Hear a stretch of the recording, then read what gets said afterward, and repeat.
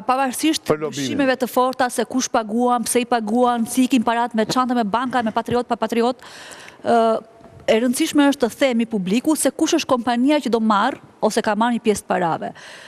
Chrysler Civita dhe Suzy Wills ishin dy bashkë drejtues të fushatës Trumpit që rikthyen atë në presidencë.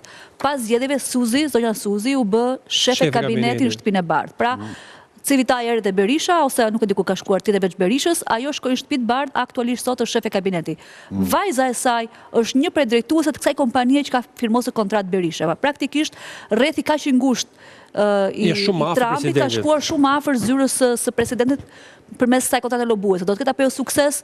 Është tjetër gjë dhe a do I marrin gjithë aparatë është një gjë krejt tjetër, po që është një kontratë lidhur me njerëz shumë të afërt me zyrën ovale është një gjë që duhet Ka 2 vite që punohet për këtë gjë. Bën sens kontrata, bën sens. Edhe nga pikpamja që është ngritur nga arsye, po sa do japë rezultate do që thotë se ona. Cili është rezultati që kërkohet në këtë rast? Ta thash për rezultati është ky që o të shkoj Berisha në Amerikë, o të ketë një video Ndikon ke elektorati demokrat? Po tani ato mendojnë që ndikon. Është një lëvizje për të pastruar figurën doktori apo për elektoratin? Demokratisht I qartë. Pjesa demokratët do japin votat, janë të djatët dhe nuk diskutohet. Tu bëhet fjalë që pjesa gridhe, pjesa socialiste, të cilët janë të pakënaqur me qeverisjen e Partisë Socialiste, edhe do rritet sepse sipas sondazheve që televizioni ju edhe shumë televizione të tjerë ku punoni ju, jo se televizioni ju më fal për se u shpjegativisht. Të gjithë zgjerin sondazhe ka 14 deri 15 pikë diferencë me majorancën. Atëherë synohet që të kushtohet ky hendek kaq I madh. Dhe diskutohet shumë fort. Dhe ky hendek mund dispononin për një moment. Kimi Martin tani nuk ka të drejtë ato që të punojnë, të luftojnë, të taderojnë, shpresojnë për datën 11 dhe nuk është ky gjykimi.